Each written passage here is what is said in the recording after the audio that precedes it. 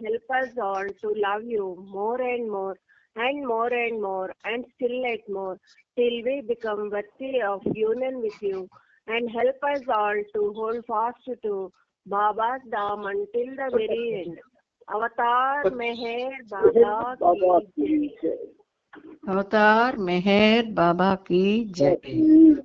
ప్రీతం మెహర్ బాబా, నేను ప్రసాదించిన ప్రవచన సారం గ్రహించవలసిన తీరులో గ్రహించి సదవగాహన చేసుకుని వాటిని మా జీవులలో ఆపాదించుకుని నిజాయితీ తోడను నిర్మల ప్రేమ తోడను వాటిని ఆచరించులాగున మా అందరినీ ఆశీర్వదించు.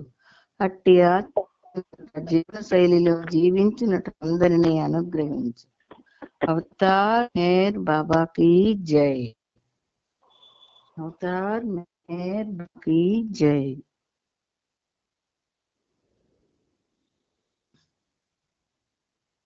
అవతార్ మెహర్ బాబా की जय. జై.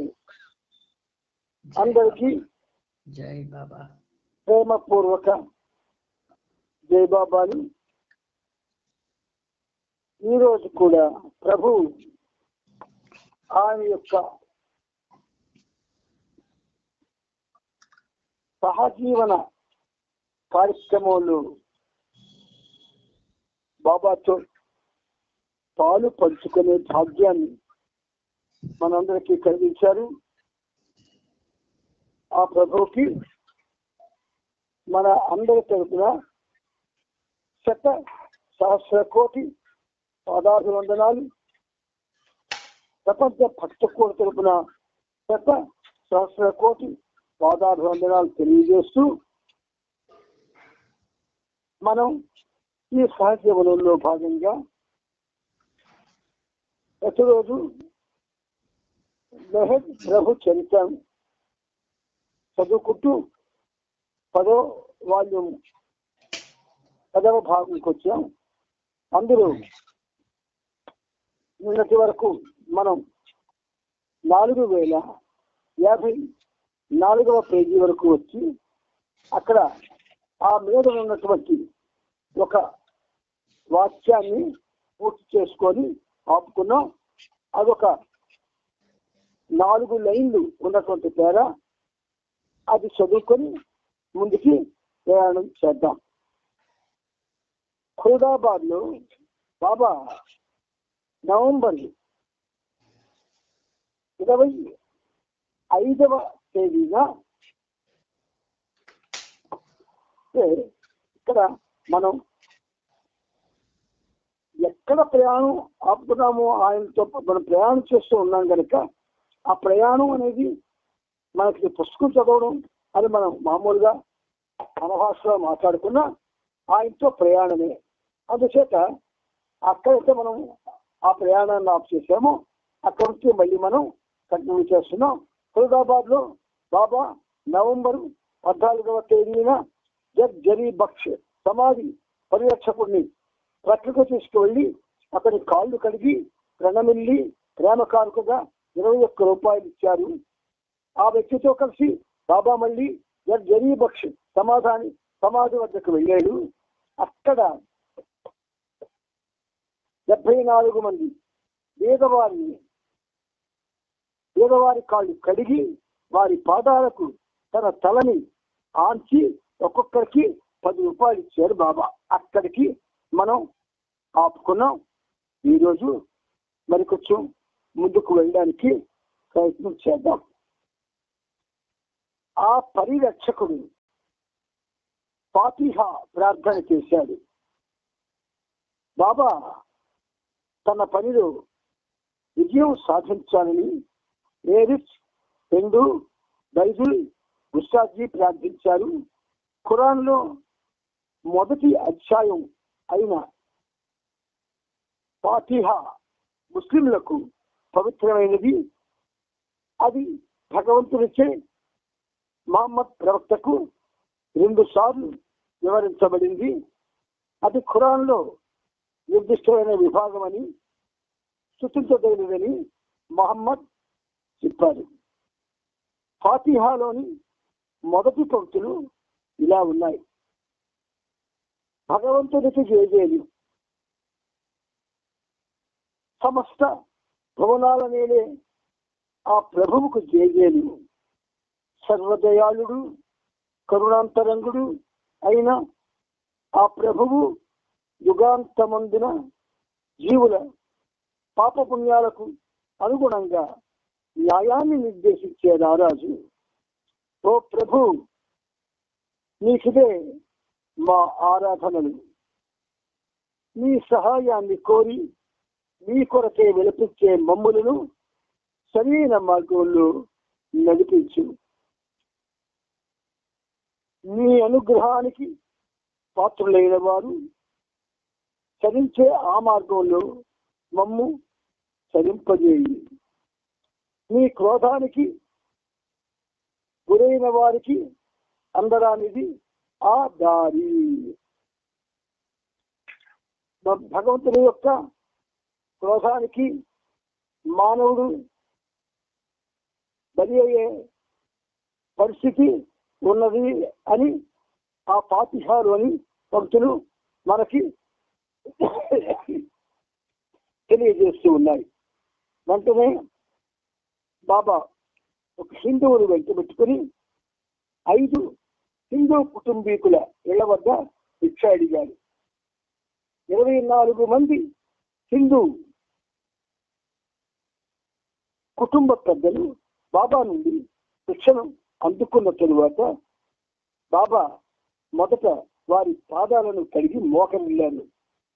వారిలో 22 మందికి ఒక్కొక్కరికి 10 రూపాయలు చొప్పున ఇచ్చారు. మిగిలిన 2 కుటుంబాలు ఒక కుటుంబ పెద్ద గుడ్డివాడు. అతనికి 15 రూపాయలు ఇచ్చి తన కార్యక్రమానికి సహాయపడిన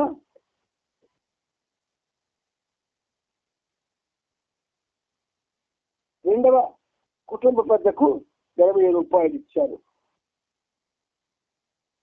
ఇవన్నీ చరిత్రలో మనకి విశదంగా ఉపయోగించారు. ఇక్కడ 4055వ పేజీలో ఒక ఫోటో ఉంది, చూడండి. బాబా అక్షర ఫలకంపై ఆదేశాలు ఇస్తుండగా బాబా పాదాల దగ్గర కూర్చున్న గుస్తాద్జీ, ఇక్కడ మీరు గుస్తాద్జీ చక్కగా చూడొచ్చు. గుస్తాద్జీ మరియు పాపాజీ సభాల వీళ్ళిద్దరూ అక్కడ బాబా అక్షర ఫలకం మీద ఆదేశాలు ఇస్తూ ఉన్నారు. 1951 నవంబర్లో ఖుల్దాబాద్ లో బాబా గత వర్తమాన భావి సద్గురువులను వేడుకుంటూ ప్రార్థిస్తూ ఈ క్రింది ప్రార్థనలు చెప్పి వ్రాయించారు. ఇది 1951 నవంబర్లో తయారైనటువంటి పశ్చాత్తాప ప్రార్థన. మనందరం కూడా చదువుకుంటూ ఉన్నాం. ఎంత అదృష్టం అంటే మనకి చెప్పుకోలేనటువంటి అదృష్టం ఇది. సరే, ఇప్పుడు ఆ ప్రార్థన పుస్తకంలో ఎలాగైతే ఉందో అలాగే బయట కూడా ఉన్నది, అయినా మనం చదువుకున్నాం. We repent, O God, most merciful, for all our sins, for every thought that was false or unjust or unclean, for every word spoken that ought not to have been spoken, for every deed done that ought not to have been done.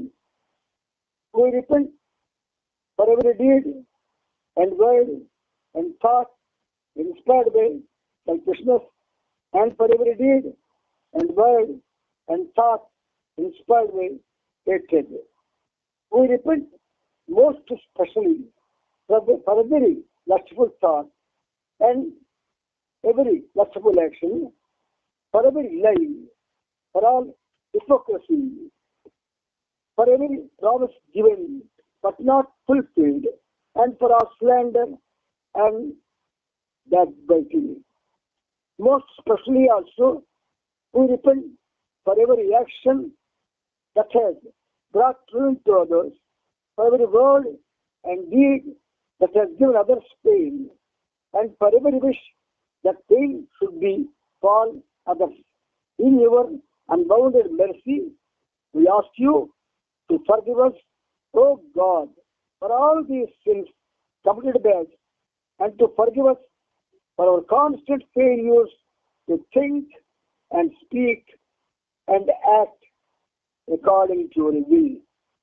ఇందులో for hour constant failures అన్న ఒక పదాలు ఉన్నాయి.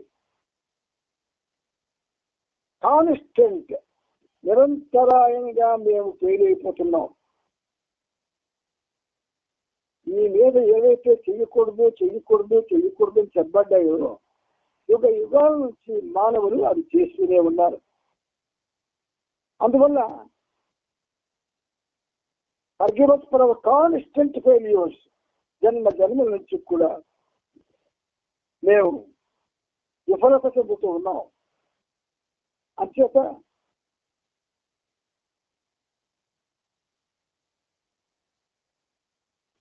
ఎందులో fail అయిపోతున్నాం? బాబా గురించి ఆలోచించడంలో,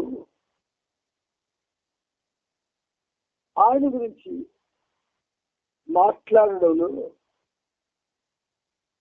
ఆయన చెప్పిన విధంగా నడుచుకోవడంలో మనం యుగాల నుంచి కూడా మనం అంటే మానవులందరూ కూడా ఫెయిల్ అయిపోతూ ఉన్నారు.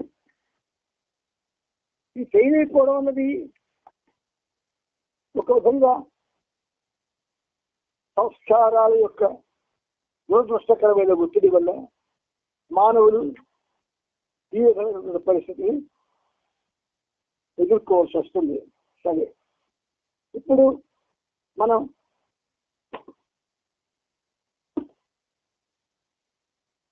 నవంబర్ 15వ తేదీన తాను ఒక కేథలిక్ మత గురువు నుండి ఆశీస్సులు పొందాలని బాబా అభిలషించారు. ఒక వాహనాన్ని, అంటే స్టేషన్లో ఉంటాయి వ్యాగన్లు, ఆ వ్యాగన్ వాహనాన్ని అద్దెకి తీసుకొని గడ్గాం చేరుకున్నారు. అక్కడ పబ్లిక్ వర్క్స్ డిపార్ట్మెంట్ వారి స్టోర్ హౌస్ లో 2 గంటల పాటు విశ్రాంతి తీసుకున్నారు. అక్కడ వారికి సర్వీస్ కి చెందిన లారీ ఒకటి కనబడింది. ఆ లారీ డ్రైవరు వారిని తన లారీలో తీసుకువెడతానని చెప్పాడు. సామాన్లతో 2 బైబిల్ లారీలో 6 గంటలకు బయలుదేరారు. అప్పటికే ఏరిచ్ విశ్రాంతులను వెంటబెట్టుకొని బాబా ఖాళీ నడకన వెళ్ళిపోయారు. వారు 4 మైళ్ళు నడిచేసరికి లారీ వాళ్ళను కలుసుకుంది. అందరూ లారీలో కూర్చొని ప్రయాణించి రాత్రి 9 గంటలకు ఇమాంపూర్ చేరుకున్నారు. అక్కడ పాడుబడ్డ పురాతన మసీదులో రాత్రి గడిపారు. ఆ మసీద్ గతంలో ఒక డాక్ బంగళాగా ఉండేది. ఈ ప్రయాణ కాలం మొత్తంలో రాత్రిపూట ఒక్కొక్కరు 2 గంటల చొప్పున బాబా వద్ద కాపలా ఉండాలి. బాబా బృందం బస చేసిన ఆ మసీదు వద్ద ఏది కాపలా డ్యూటీలో ఉండగా ఎప్పటికీ గుర్తుండేలా ఒక సంఘటన జరిగింది. ఆ మసీదు చాలా పాతబడి శిథిలావస్థలో ఉంది. దాని చుట్టూ దట్టంగా గడ్డి పెరిగి ఉంది. బాబాకి ఏదో శబ్దం వినిపించింది. ఆ శబ్దం ఎక్కడ నుండి వస్తోందని బాబా అడిగారు. అక్కడ దీపాలు లేవు, అంతా చీకటిగా ఉంది. బాబా సైకిల్ని తెలుసుకునేందుకై ఏరిచ్ అగ్గి పుల్లల్ని వెలిగించి ఆ వెలుగులో బాబా చెబుతున్న విషయాన్ని గమనిస్తున్నాడు. ఏదో పక్షి రెక్కలు కొట్టుకుంటున్న శబ్దం వినవచ్చింది. తొంగి చూశాడు. పీటలు వాడిన గోడలోని ఒక కన్నంలో ఒక పక్షి గూడు కట్టుకొని కనిపించింది. ఏరిచ్ ఆ పక్షి గురించి బాబాకి చెప్పాడు. వెంటనే దానిని పట్టుకొని బయటకు విసిరేయమని బాబా ఆదేశించాడు. ఒకసారి కాదు, ఎన్నిసార్లు చదివినా భగవంతుని యొక్క ఈ సుదీర్ఘమైనటువంటి ప్రయాణంలో ఈ ప్రపంచానికి ఆయన ఏ మేలుని అనుభవించుటకు ప్రయాణం చేశాడు మనకి తెలియదు. కానీ ఆయన ఈ విశ్వ ప్రయాణంలో విశ్వానికి నూతన ఆధ్యాత్మిక శక్తిని ప్రసాదించాడు. ఇది ఆంతరంగికంగా ఆయన చేసిన ఒక పెద్ద అందరం కూడా ఆనందించవలసినటువంటి కార్యం. అలా ఆ ఆదేశాన్ని అమలు చేయడానికి ఉద్యుక్తుడు కాగా ఏమిటి పక్షిని విసిరియమన్నారు కదా బాబా, రెడీ అయ్యాడు. బాబా వెంటనే చప్పట్లు కొట్టి ఈ అర్ధరాత్రి ఆ పక్షిని పారవేయమనడం చాలా వాసవిక చర్య. అలా చేయమని చెప్పినందుకు నేను పశ్చాత్తాపడుతున్నాను అని సైగ చేశాడు. మర్నాడు ఉదయం తన శాస్త్రంలో ఫ్రెండు ముస్తాద్వి బైబిల్ ఏడ్చులతో రాత్రి జరిగిన అమానుష చర్యకి మీరు నా మీద ఉమ్మి మీ చెప్పులతో నన్ను కొట్టడమే సరైన శిక్ష అన్నాడు. మానవ రూపంలో ఉన్నటువంటి ఆ పరమాత్ముడు మనల్ని ఉద్ధరించడం కోసం తన మీద ఉమ్మేసినట్లుగా చేయించుకుని చెప్పు దెబ్బలు కూడా తినడానికి ఆయన సిద్ధపడ్డాడు. మన ఆధ్యాత్మిక ప్రగతి కోసం, సృష్టి యొక్క దాని యొక్క కాలగతిని మార్చడం కోసం ఇంకా చదువుతుంటే బాధేస్తుంది. అక్కడ ఉన్నవాళ్ళు వాళ్ళు ఆ పని చేసిన వాళ్ళు ఎంత ఎఫకి గురయ్యారో తెలియదు. మీరు నా మీద ఉమ్మి మీ చెప్పులతో నన్ను కొట్టడమే సరైన శిక్ష అన్నారు. బాబా తన సాధనాన్ని తీసివేయాలి. ఒక్కసారి ఊహించుకోండి, బాబా తన సాధనాన్ని తీసివేసేది. అందరూ బాబా మీద ఉమ్ము వేశారు. ఆయనకి ఏ కర్మ, ఏం దురదృష్టం. సృష్టి మీద ఆయనకుండే ప్రేమ, ఆ ప్రేమకి జీవితాన్ని ఒక విధంగా శిథిలం చేసుకున్నాడు ఆయన. బాబా తన సాధనాను తీసివేశాడు. అందరూ బాబా మీద ఉమ్ము వేశారు. తమ చెప్పులతో బాబాను కొట్టారు. ఎవరైనా వింటే పై వాళ్ళు కాక్ అండ్ బుల్ స్టోరీస్ అనుకుంటారు. మన బాబా ప్రేమికుల్లో కూడా కొంతమందికి అనుమానాలు ఉండవచ్చు. కానీ పచ్చి నిజం ఇది, నేకెడ్ ట్రూత్. బాబా తన సాధనాన్ని తీసివేశారు. అందరూ బాబా మీద ఉమ్మి వేశారు. తమ చెప్పులతో బాబాను కొట్టారు.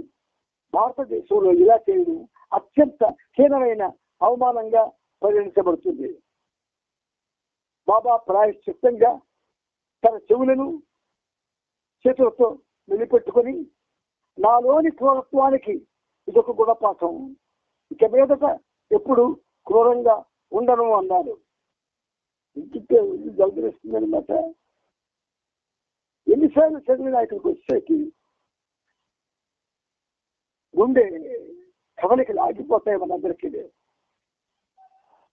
సర్వోన్నతుడు పరిపూర్ణంగా తన పాత్రను నిర్వహించడానికి పశ్చాత్తాపాన్ని ఒక పాఠంగా ఎంచుకున్నాడు.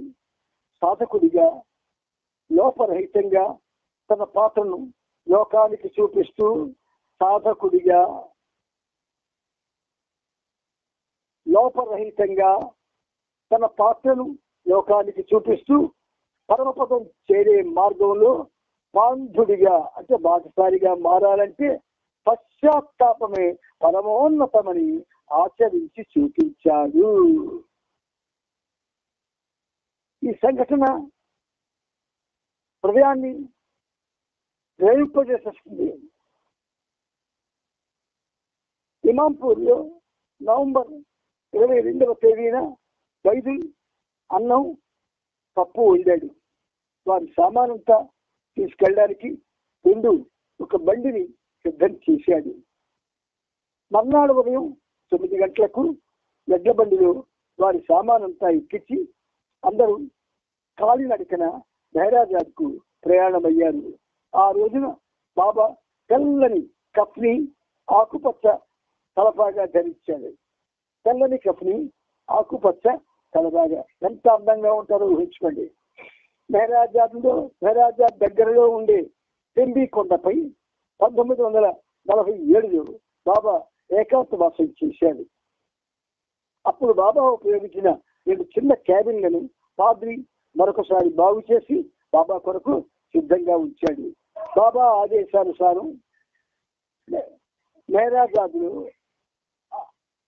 ఆ సమయంలో ఎవరూ ఆయనను చూడడానికి అనుమతి లేదు. కొండ మధ్య భాగంలో మెహరా మణి మాత్రమే బాబాని కలుసుకోవడానికి అనుమతించారు. నవంబర్ 22వ తేదీ నాటికి పురుష మండలితో పాటు ఈ మండలి వారు కూడా మెహరాజాద్ చేరుకున్నారు. ఏరిచ్, బైబిల్, గుస్తాజీ రెండుతో కలిసి బాబా 1951 నవంబర్ 23వ తేదీ మధ్యాహ్నం ఇమాంపూర్ నుండి 10 మైళ్ళు నడిచి మెహరాజాద్ చేరుకున్నారు.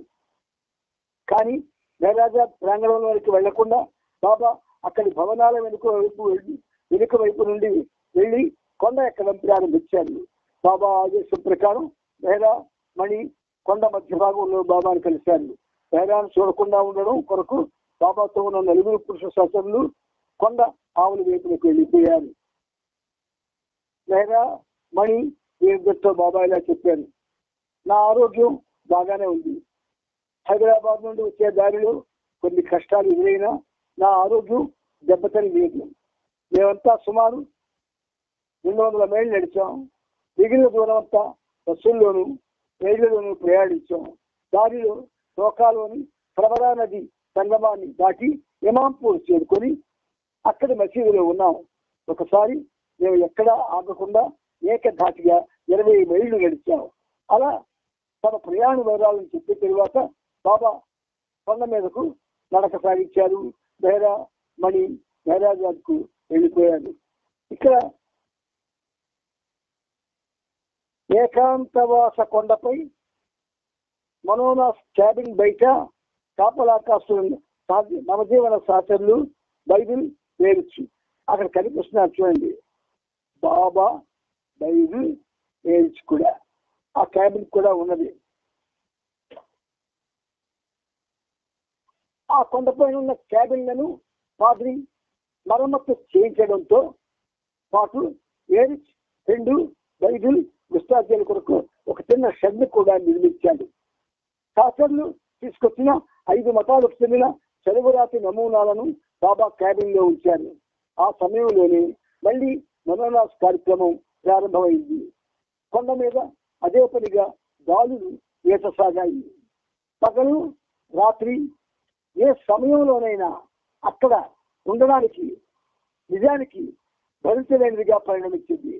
రాత్రి వర్షం కురిసింది. శాస్త్రుల కోసం నిర్మించిన షెడ్లోకి వాన పడుతోంది. వారంతా తడిచిపోయారు. చలికాలం వల్ల రాత్రంతా విపరీతంగా వణకసాగారు. పైగా వారిలో ఒక్కొక్కరు వద్దులు వారిగా బాబా వద్ద కాపలా డ్యూటీ చేయాలి. వారందరికీ అహ్మద్నగర్ నుండి రోజుకోసారి ఆహారం పంపించేవారు. నెహ్రూ దామారియా అంటే ఏరు సోదరి ఆహారాన్ని సిద్ధం చేసి రామచంద్ర అనే బాలు ద్వారా కొండపైకి పంపించేది. రోజు ఏవో 2 రకాలు మాత్రమే చెయ్యమని బాబా ఆమెను ఆజ్ఞాపించారు. ఆమె అలాగే ఉండింది. అయినా ఆమె పంపించే 2 రకాలలో ఇతరమైన చాలా రకాలు తిరుగుబండాలని ఉండేది. అక్కడ చూడండి, ఒక ఫోటో వేశారు ఆ క్యాబిన్ కి. ఆ రోజుల్లో అది చూడండి, ఆ క్యాబిన్స్ కూడా ఎలా ఉన్నాయంటే భగవంతుని యొక్క దర్శనం కోసం అవి తయారయ్యాయా అన్నట్టుగా ఉన్నాయి చూడండి. కొద్దిసేపు తన వద్ద ఉండేందుకు బాబా నవంబర్ ఉదయం మెహరా మణిల కొరకు కబురు పంపారు. ఆ కొండపైన బాబా వారితో కలిసి నా పని సంతృప్తిగా పూర్తయింది, కానీ మాయ ఆటంకపరుస్తోంది అన్నారు. బాబా క్యాబిన్ లో కూడా వర్షం కురుస్తుంది. అందువల్ల కొండ దిగి మెహరాజాద్ లో 2 రోజులు ఉంటానని బాబా ప్రకటించాడు. మధ్యాహ్నం 4 గంటలకు బాబా కొండ దిగి మెహరాజాద్ లోని ఒక గదిలోకి వెళ్ళిపోయారు. ఈ మధ్య సమయంలో కొండపైన ఉన్న తన 2 క్యాబిన్లను బాగు చేయించమని బాబా ఆదేశించారు. కొండపైన రాష్ట్రాల కొరకు తాత్కాలికంగా నిర్మించిన షెడ్డు అక్కడున్న బాబా క్యాబిన్కి దగ్గరగా ఉండడం వల్ల బాబా ఏకాంతవాసానికి భంగం వాటిల్లుతోంది. అందువల్ల దాన్ని దూరంగా మార్చమని కూడా బాబా ఆదేశించారు. మరమ్మతులు జరుగుతుండగా 4 గంటలు కొండ పైభాగానే ఉన్నారు. నా 40 రోజుల పని విజయవంతంగా పూర్తయింది. మిగతా 80 రోజుల పని మిక్కిలి ప్రాధాన్యత కలిగి ఉంది అని బాబా నవంబర్ 26వ తేదీన మెహరా మణిలతో చెప్పారు. మర్నాడు మనోనాస్ కొండగా పిలువబడే ఆ కొండ మీద బాబా తన క్యాబిన్ లో ఏకాంతవాసం తిరిగి ప్రారంభించారు. వంతుల వారీగా 4 అనుచరులు కాపలా డ్యూటీ చేశారు. కొండపైన కొంచెం దిగువన ఉన్న క్యాబిన్ లో పగటి సమయంలో బాబా తన కార్యక్రమాన్ని నిర్వర్తించి రాత్రిపూట ఎగువ క్యాబిన్ లో ఉండేవారు. బాబా ఏదో ఒక పని మీద పాద్రీని కొండపైకి అప్పుడప్పుడు పిలిపించేవారు. అలా పాద్రి కొండపైకి వెళ్ళినప్పుడు ఒకసారి ఏకాంతవాసంలో ఉన్న బాబాను సినిమాలో చిత్రించాడు. ముస్లిం కాకా నుండి 16 mm కెమెరాను అడిగి తీసుకువచ్చాడు. బాబా అనుమతితోనే తెలుపు నలుపు సినిమాను 3 నిమిషాల పాటు చిత్రీకరించాడు. తర్వాత ఆ సినిమాను చూసి చాలా అద్భుతంగా ఉందని పాద్రి చెప్పాడు. ఆ సినిమాను చిత్రీకరించేటప్పుడు ఒక సందర్భంలో బాబాను చాలా దగ్గరగా ఫోటో తీశాడు. గాలికి బాబా రుద్రుడి మీద పడి ఎగిరే జుట్టును వెనక్కి ఎత్తుకునే అద్భుతమైన దృష్టి ఉంది.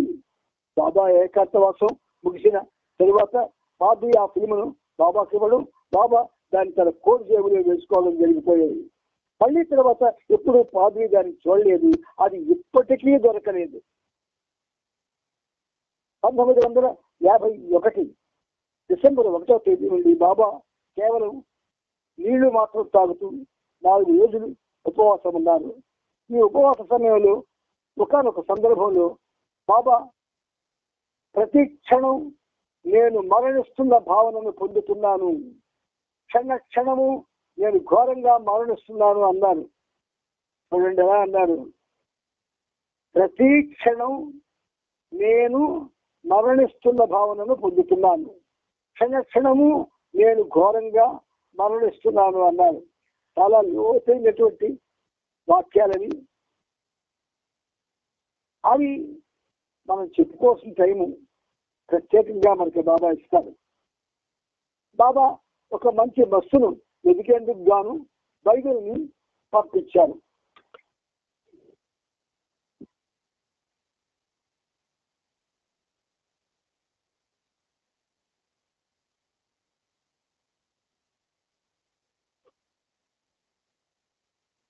అతడు వెళ్ళి బైబిల్ వెళ్ళి డిసెంబర్ 6వ తేదీన థానా నుండి పఠాన్ బాబా అనే గొప్ప బస్సును తీసుకొచ్చాడు. కొండ మీదున్న ఏకాంతవాసపు క్యాబిన్ నుండి కిందకు దిగి బాబా ఆ రోజు మెహరాజాద్కి వచ్చాడు. ఒంటరిగా ఒక గదిలో ఉన్నారు. అది నవజీవనంలో వాడిన క్యారవాన్ ఎదురుగా ఉన్న గది. ఆ గదిని తరువాత రోజుల్లో బాబూజీ వాడుకున్నారు. అక్కడ బాబా మనోనాస్ కార్యక్రమం మీద తీవ్రంగా దృష్టిని నిలిపారు. ఇప్పుడు కేవలం పఠాన్ బాబాతోనే ఉంటూ 2 వారాల పాటు ప్రతిరోజు ఒంటరిగా పనిచేశారు. ఆ పని డిసెంబర్ 19 వరకు కొనసాగింది. బాబా పుట్టి చెందారు. మహోన్నతుడైన ఆ బస్సుని బైబిల్ తిరిగి థానాకు తీసుకువెళ్ళలేదు. కొండపైన వాతావరణం అనుకూలంగా ఉండట్లేదు. అందువల్ల 2 క్యాబిన్లను విడిభాగాలుగా విడగొట్టించారు. అలా విడగొట్టిన భాగాలన్నింటినీ కలుపుతూ తిరిగి మెహరాజాద్లో 6 రోజుల్లో ఒకే క్యాబిన్ గా నిర్మించమని బాధ్యత చెప్పారు. బాబా చెప్పినట్లుగానే పాద్రి ఆ పని 2 రోజుల్లోనే పూర్తి చేశాడు. ఆ క్యాబిన్ చుట్టూ 4 వైపులా సందు ఉంచి వెదురు తడికలతో మరుగు ఏర్పాటు చేశాడు. ఉస్తాద్జీ, దైదుల్, పిండు, ఏరిచ్ ఈ నలుగురిని క్యాబిన్ చుట్టూ ఉన్న ఆ తడికల ప్రాంగణంలోనే ఉండమని బాబా ఆదేశించారు. అంతేకాక ఈ నలుగురు వేరే ఎవరిని కలవకూడదని, అలాగే ఇతరులెవరూ కూడా లోపలికి ప్రవేశించలేదని బాబా ఆదేశించారు. కొండ దిగువన ఉన్న మెహరాజాద్లో బాబా చేయబోయే కార్యక్రమానికి కావలసిన ఏర్పాట్లన్నీ పూర్తయ్యే వరకు ఈ నలుగురు సహచరులు బాబా పనికి ఒక లింక్ గా పనిచేస్తూ కొండపైనే ఉండిపోయారు. డిసెంబర్ 14వ తేదీ నాటికి మెహరాజాద్లో ఏర్పాట్లు పూర్తవడంతో ఈ నలుగురు కూడా కిందకు వచ్చేశారు. అదే రోజు ఒక మౌల్వీని అంటే ముస్లిం ప్రవక్త అహ్మద్ నగర్ నుండి పిలిపించారు. అతడు అరగంట సేపు ఖురాన్ నుండి ఎంపిక చేసిన కొన్ని విషయాలను బాబా ఎదుట చదివి వినిపించాడు. ఏకాంతవాసం చేసేందుకు మెహరాజాద్లో ఇప్పుడు ఒకే క్యాబిన్ గా నిర్మించిన బసలోకి బాబా డిసెంబర్ 15వ తేదీని వెళ్ళాను. ఏకాంతవాసం ఆరంభించడానికి ముందుగా అలవాటుగా చేసే ప్రార్థనలు చేశాను. ఆ క్యాబిన్ లో జొరాస్టర్, కృష్ణుడు, బుద్ధుడు, జీసస్, బాబాజాన్ల చిత్రపటాలను అమర్చారు. అలాగే 5 మతాల నమూనాలను కూడా ఒక బల్ల మీద ఉంచారు.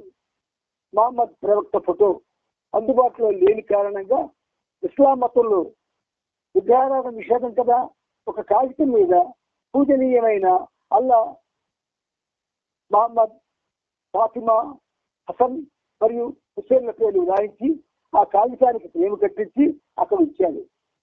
ఒక మతానికి సంబంధించిన ప్రార్థన చేసే సమయంలో ఆ మతానికి చెందిన అవతార పురుషుడి ఫోటోను కానీ లేదా పవిత్ర నామాల పటాన్ని కానీ అక్కడ ఉంచారు. ప్రార్థనను ప్రారంభించడానికి ముందుగా బాబా ఇలా హెచ్చరించారు: మీరంతా హృదయపూర్వకంగా ఈ ప్రార్థనలో పాల్గొనాలి. అలా మీరు చేయకపోతే మీరంతా ఈ కార్యక్రమాన్ని అపార్థం చేసుకునే అవకాశం ఉంది. దాని మూలంగా మీకు చెడు ఆలోచనలు వచ్చే ప్రమాదం ఉంది. అవి నా పనికి ప్రతిబంధకాలు అవుతాయి. ఇప్పటికీ మనం ఈ పుస్తక పఠనానికి మనం కొంచెం తాత్కాలికంగా ఆపుకొని మనం ఒక 2 నిమిషాల్లో లేదా 3 నిమిషాల్లో కలుసుకొని మళ్ళీ నెక్స్ట్ బాబా ఏదైతే ఆజ్ఞాపించారో ఆ కార్యక్రమం ఆచరణతో కలిసి ఔరంగాబాద్ వెళ్ళాను. అక్కడ యూరప్ దేశస్థుడైన ఫాదర్ బేర్గర్ అనే ఒక వృద్ధ క్రైస్తవ మత ప్రచారకుడి పాదాలను స్పృశించి ఆశీస్సులను అడిగాను. తండ్రి, తనయుడు మరియు పరిశుద్ధాత్మ పేరు మీదుగా నిన్ను ఆశీర్వదిస్తున్నాను అని చెబుతూ ఆ ఫాదర్ ఆశీర్వదించాడు. తండ్రి, తనయుడు మరియు పరిశుద్ధాత్మ. తండ్రి, తనయుడు మరియు పరిశుద్ధాత్మ పేరు మీదుగా నిన్ను ఆశీర్వదిస్తున్నాను అని చెబుతూ ఆ ఫాదర్ ఆశీర్వదించాడు. వెంటనే ఏడ్చ ద్వారా అతనికి కృతజ్ఞతలు తెలియజేశారు. అక్కడి నుండి బాబా పార్సీ వారి శ్మశాన వాటికం అంటే శాంతి స్తూపాన్ని, పార్సీ టవర్ ఆఫ్ సైలెన్స్ దర్శించి తన నడుముకి కుస్తీతాడును చుట్టుకొని ప్రార్థనా మందిరంలో కొంతసేపు కూర్చున్నారు. బైబిల్, ఏరిచ్, రెండు వీరంతా జొరాస్ట్రియన్ ప్రార్థనలు చేశారు. ఉస్తాద్జీ మాత్రం మౌనంగా తన మనసులోనే ప్రార్థన చేశాడు. వెనువెంటనే స్థానికంగా ఉన్న క్రైస్తవ శ్మశాన వాటికకు వెళ్ళి ఒక సమాధికి చేరువలో ఉన్న వేప చెట్టు కింద ఏకాంతవాసం చేశారు బాబా. బాబా ఏకాంతవాసంలో ఉన్న సమయంలో శ్మశానం లోపలికి వస్తున్న ఒక శవయాత్రను ఏరుచి చూశాడు. బాబా ఏకాంతవాసానికి భంగం కలగరాదనే ఉద్దేశంతో ఏరిచ్ లోపలికి వస్తున్న వారిని పలకరిస్తూ కాసేపు వారిని మాటల్లో పెట్టాడు. చాలా చాలా డివైన్లీగా ఉంటాయి ప్రతి యాక్షన్ కూడా. అంతలో బాబా పని పూర్తయినట్లుగా చప్పట్లు కొట్టాడు. ఆ శ్మశాన భూమిలో తన పని బాగా జరిగినందుకు సంతోషించి తేలికపడిన మనస్సుతో తిరిగి మధ్యాహ్నం 3:30 గంటలకు బాబా ఔరంగాబాద్ చేరుకున్నారు. బాబా తన నలుగురు అనుచరులతో కలిసి నవంబర్ 16న కాలినడక ఔరంగాబాద్ నుండి బయలుదేరాడు. కాలినడకన 5 మైళ్ళు నడిచాక బాబా ఒక సాధువు మస్తుతో సాంగత్యం చేసి తిరిగి డాక్ బంగళాకు నడిచి వచ్చాడు. మర్నాడు ఉదయం బాబా తన సహచరులతో పాటు బస్సులో పైఠాన్ వెళ్ళారు. అక్కడ ఏక్నాథ్ మహారాజ్ అనే హిందూ సద్గురువు సమాధి వద్ద ఏకాంతంగా గడిపారు. అక్కడే బాబా 3 బస్సులను కూడా కలిశారు. అందులో ఒకరు సంవత్సరం పొడుగున దిగంబరంగా ఉండే చిన్న బాలుడు. ఆ బాలమస్తు ఆశీర్వాదం పొందిన తరువాత బాబా అతనికి భోజనం తిరిగిచ్చారు.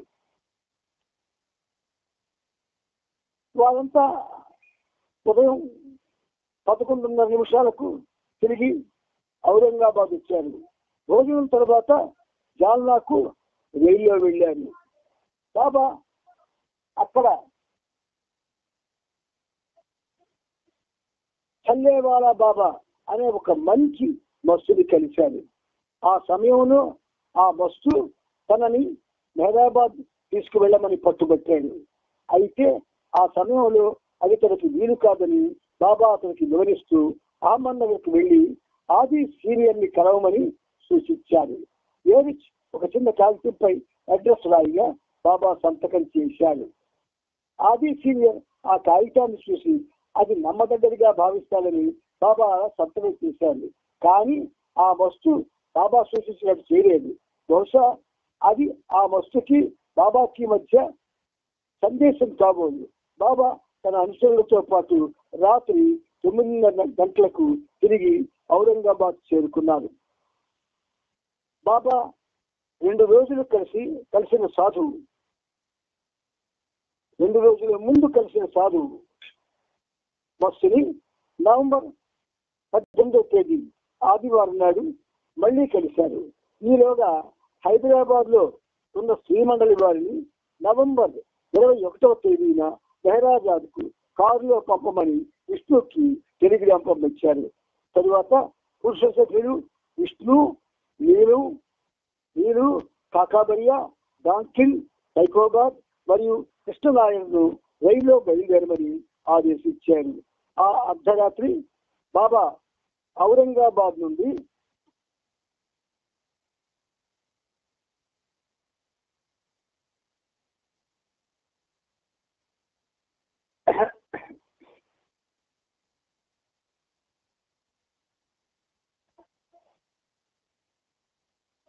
బాబా 2 రోజుల ముందు కలిసిన సాధు బస్సుని నవంబర్ 18వ తేదీ ఆదివారం నాడు మళ్ళీ కలిశారు.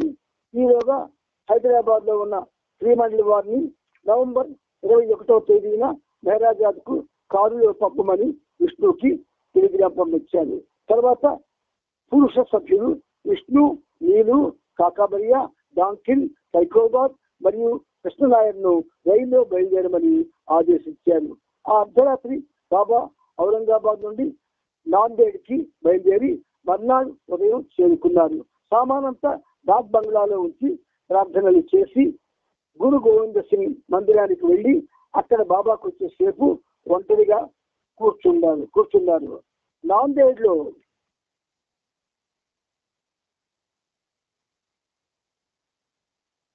నాందేడ్లో మస్తుల కొరకు అన్వేషణ జరిపి 8 మంది వసులతో సాంగత్యం చేశారు.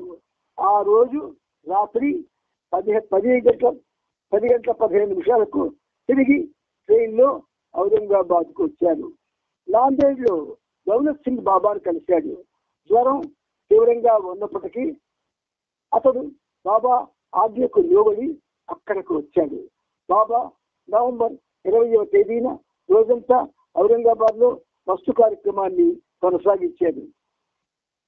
బైజుల్, గుస్తాజీ, హిందూ ఈ ముగ్గురు బాబాతో పాటు ఉన్నారు.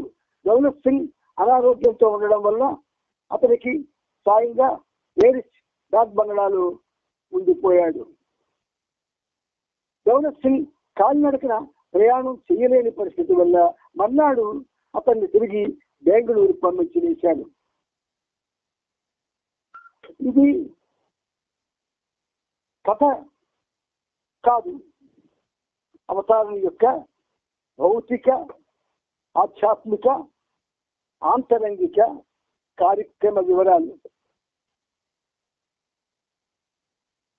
బాబా నవంబర్ 21వ తేదీ ఉదయం ఏరిచ్, రెండు, బైబిల్, గుస్తాజీతో కలిసి బస్సులో టోకాకు బయలుదేరాడు.